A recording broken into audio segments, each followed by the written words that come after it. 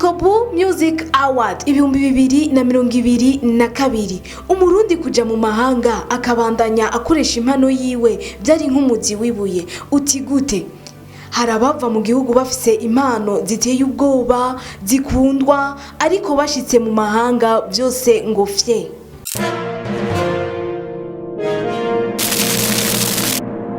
yamara ngo umuti wabonetse amahiganwa yo ku rwego rwa buraya atuma ibikorwa byanyu biguma bigaragara yabashwayemo turetse ihiganwa riheruka rya Miss Africa muri Arizona umurundikazi akaba yaratahukanye ikibanza ca gatatu imbere y'abigeme bava muri Afrika mu bihugu bitandukanye.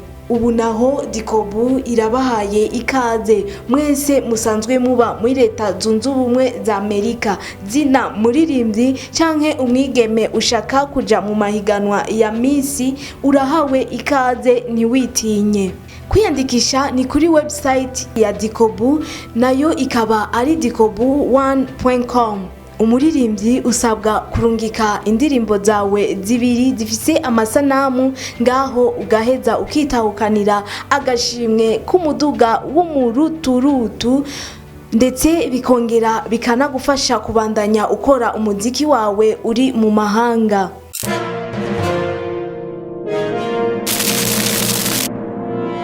Miss Burundi muri Amerika 2022 Dicobu Music Award byose tuzomenya uwatahukanye agashimwe igenekerezo rya 28 Rusama uyu mwaka nyene w'2022 kubigeme azotwara agashimwe batatu bambere umuririmbyi nawe azoba ari umuririmbyi w'umwaka w'2022 nimutangwe kwiyandikisha mugerageze amahirwe yanyu.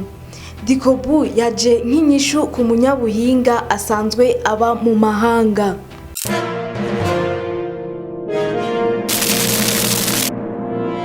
Kurikirana ibisabwa urabe nawe amahirwe yawe.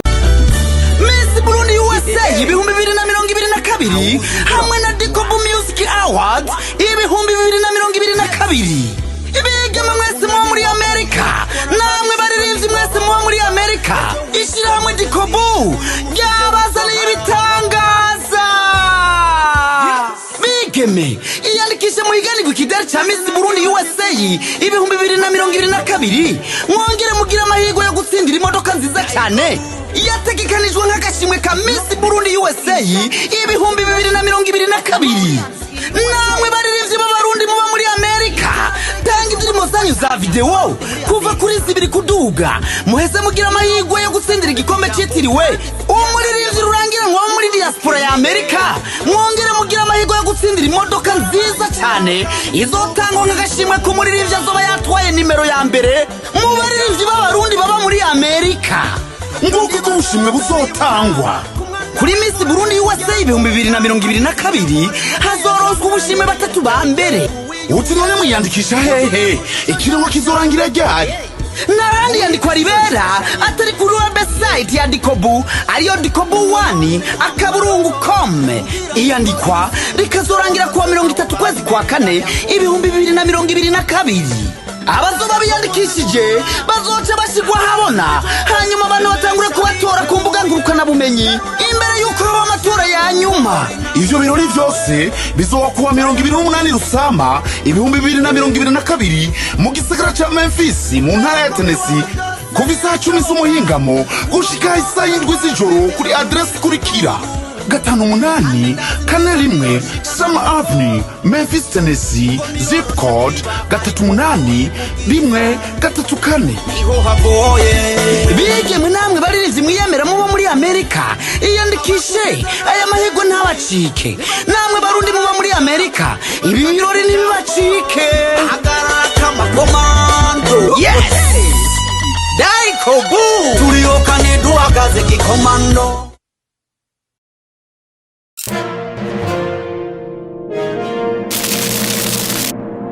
yaba uri umuririmbyi usanzwe uri mu mahanga wumva umengo hari ikintu wabuze kugira ushobore kubandanya umuziki wawe, urumva yuko Dicobu yaje nk'inyishu kuri wewe. Yaba wa muririmbyi wumva umengo hari ibikorwa bica bigufatira bituma ushobora kurondera ubundi buryo, nibaze yuko muri iryo higanwa niwamara gutahukana iryo higanwa naho nyene uzoshobora kuraba uko ubigenza ubandanye uri kurakora. Mbega mu byatuma umuririmbyi adashobora gukora navyo nyene nevyo vyarimwo ivyo uko kuntu udashobora kuronka abo mushaka guhiganwa, udashobora kubona yuko ushobora no gutahukana agashimwe. Ngivyo rero Dicobu yaje ibikora. Nizere yuko zina muririmbyi wese canke umwigeme wumva yuko wagiye mu mahanga ukumva umengo ubaye kure y'u Burundi, barakwegereje ngaho kugira nawe nyene ushobora kugira ico ukoze, na cane cane uri mu mahanga ngo vyose ngo biba bihagaze, nta guhagarara. Zina mwigeme bikore nawe nyene wiyandikishe ngaho kuri Dicobu kugira urabe amahirwe yawe. Twizere yuko muri benshi mwashoboye kuvyumva ndetse mwashoboye no kubikurikirana, mugiye kwiyandikisha. Tuzorabe igenekerezo rya 28 iyo ukwezi kwa gatanu, muzobe muri benshi narijya dushaka kumenya abarundi bari mu mahanga ko baticaye, abarundi bari mu mahanga yuko nabo babandanya bariko barakora. Muntu uri kuratwumviriza nawe wibaza yuko umuririmbyi uha ayo mahirwe ninde? Umuririmbyi wibaza yuko yoshobora gutahukana ico kibanza ca mbere wibaza ko ari inde? Yamara ngo umwe wese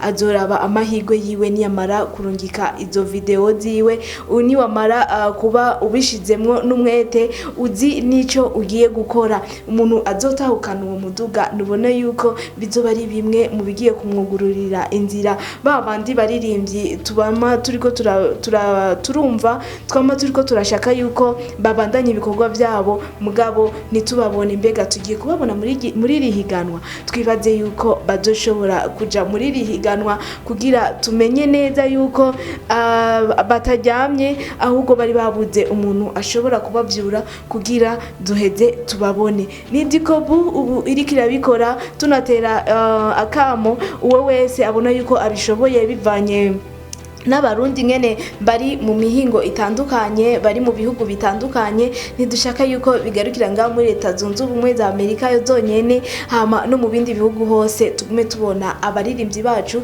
tugume tubona abanyabuhinga mu ncamake bose babona yuko bashobora guserukira Uburundi mu mahanga. Aho turabwira abanyamitahe ndetse n'abarundi bose bagiye mu mahanga babona yuko bafise ico bashoboye, baze baritaho cyane impano z'abaririmbyi ndetse n'abanyabuhinga batandukanye. Bimwe muri bijya twama turiko turavuga yuko twebwe dushigikire umuziki wacu ngaha mu Burundi, ni kuvuga no ngaho mu mahanga nibabandanya bariko barashigikirana byose Uburundi buzomenyekana mu makungu. Twitege rero ko ari inde agiye gutahukana iryo higanwa, nitumuzi ngo ahubwo kubitira ngaho ubanze wiyandikishe, hama tuzoca tumenya ngo ninde yatahukanye iryo higanwa.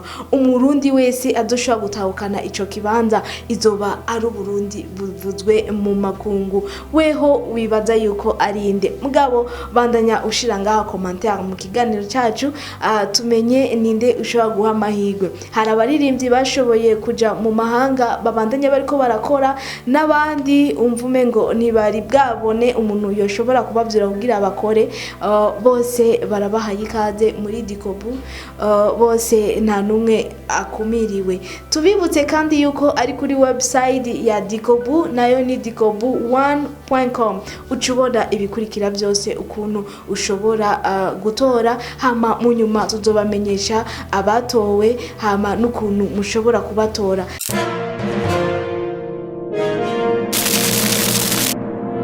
Rika tunakeze cyane iryo shira hamwe Dicobu kuba ikoze ibintu by'imboneka rimwe. Hariyo abaririmbyi bashoboye kuja mu mahanga, ushobora kuvuga ati nshobora gutera imbere gute ndi mu gihugu c'abandi. Amarira ya benshi nizere yuko agiye guhanagurwa, akaba ari ibintu badoshobora kubandanya bakora ku mwaka, umva ko bizoba ari ibintu vyiza. Ni Dicobu dushobora kwikeza nko ku muririmbyi canke ku munyabuhinga wari we wese ashaka kuvuga ati amahiganwa yo ngaha ndayarabisha amaso gusa nta bindi sinkwiye kujamo canke simpama nta nico mpamagara kugira njemwo mugabo ubu umurundi arahawe ikaze nk'umurundi ashobore kwerekana impano ziwe ivyo ni muri bimwe dushobora kubakeza cyane ndetse tunahamagarira na benshi babishoboye bibandanye biriko birakogwa cyane mu bindi bihugu byose bibandanye biriko birakogwa umurundi ahari hose ntaze yibone yuko ari umuntu atahawe agaciro ari umuntu ashobora kuba afise impano yiwe mugabo adashobora kuyigaragaza kubwa Dicobu rero n'abandi bose mubandanije mubikora gutyo twizere yuko bizoba ari ibintu byiza wewe rero uri kuradukurikirana ntutangwe kwiyandikisha ntiwiteshe amahirwe yawe ntubonetse ngo ari ikintu nkumiriwe wewe mwigeme ubona yuko ushaka kuja mu mahiganwa kuko ni mu bamisi ushobora kwirabira wenyene umwaka wa 2022 wosanga ari gwawe ndetse n'umuririmbyi nigere yuko wamaze kubikora gutyo kwiyandikisha ndakwibutse kandi ni kuri website ya Dicobu ushobora kwandika dicobu1.com dasubiyemo dicobu1.com ngaha nyene muri ico kiganiro cyacu muri description ndetse no kuri commentaire ya mbere uraza kubona iyo link iza kugutwara ko direct kugira ushobore kwiyandikisha ntidushaka umuntu numwe ashobora kwitwaza ngo sinabonye ingene no kwiyandikisha ntidushaka umuntu numwe ashobora kwitwaza ngo ntavyo namenye nigere yuko nawe uri kuradukurikirana ushobora kucurungikira mugenzi wawe iki kiganiro kugira amenye amahirwe yiwe ukuntu ameze n'ukuntu ashobora kubyifatamwo kugira ashobore kuja muri iryo higanwa si byinshi bisabwa wewe genda hajya uraza kubona ibisabwa hama mu nyuma tuzoheza batubwire ati ni bande bamaze gutorwa ni bande bari mu higanwa batwerekeze n'ukuntu dushobora gutora mbega nawe wo murundi uri mu mahanga urafise uruhara rwawe rwo gushobora gushigikira umunyabuhinga wa wundi afise impano ziwe zishobora kumubeshaho mugabo akabura ukuntu uzomubeshaho wewe rero nawe urahamagariwe nitwamara kuvuga ukuntu ushobora gutora uje uyiteho uko kuntu dushobora gutora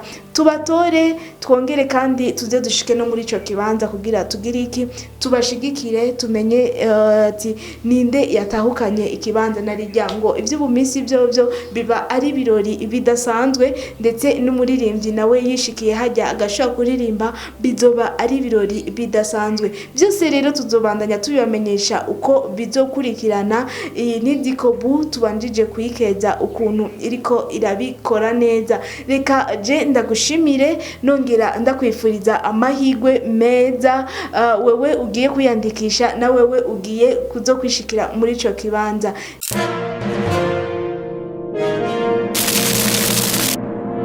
iyi ni Indundi TV twarabemereye yuko tuzobazanira abaririmbyi abanyabuhinga cyane b'abarundi nkuko twama tubikora ndetse umurundi wese ahagaze turamukurikirana turamenya uri mu mahanga ibyo ariko arakora tukakuzanira inkuru ziwe ndetse n'ibyo ariko arategura yaba ari mu mahanga canke ari ngaho hagati mu gihugu hose turahashika kugira tumenye yuko abarundi abanyabuhinga bariko babikora gute ndetse tubishikirize abarundi baheze babashigikire wewe umama uri kumwe natwe wewe wamutwereka yuko ibyo dukora ubikunda wama utwereka yuko tutatamba twirorera reka tubandanye tuguha ikaze ndetse tunagusaba kubandanya uhamagarira abandi bose batarashobora kwiyabona ngaha ushobore kubabwira yuko ari vyiza byinshi bibacika umurundi wese ahari niduhengeshanya kugukurikirana ni nayo mpamvu na Dicobu ibintu rikirategura tubishigikira cyane tunasaba uwo wese murundi aho uri ushobora kugira ico na wewe ufashije nturera amaboko canke ngugire ngo tisinda ntibindaba bikora uko kugira umunyabuhinga nawe aze agushimire ku kintu uba warakoze ngo burya ngo yushigikiye umunyabuhinga ntibigenda uko nyene ngo buhombe kuko birashika yuko nawe atangura kuzarazana umusaruro nawe wamufashije mukaronka mwese. Ivyo rero nukushaka kubimenya cyane ndetse tunatera kamo uwe wese afise uwo mutima, uwo wese afise umutima wo gutanga ayo ama award, uwo wese afise ikintu ashaka gufasha cyane ku muririmbyi canke ku capa canke kuwo wese urumva no mu misi, uwo wese afise ico yofasha yobifasha kugira na cyane ngo iyo turiko turategura ibintu byinshi mu mahanga tuba turiko turatuma n'u Burundi bumenyekana cyane mu mahanga. Reka je ndakwifurize ibihe byiza ndetse nawe we umva yuko utegerezwa kwiyandikisha. Nakubwiye hano ushaka kwiyandikisha no munsi w'itariki 28 Rusama uze wishikire ngaho muri ico kibanza, byose tuzobikumenyesha. Bandanya udukurikirana ngaha kuri Indundi TV.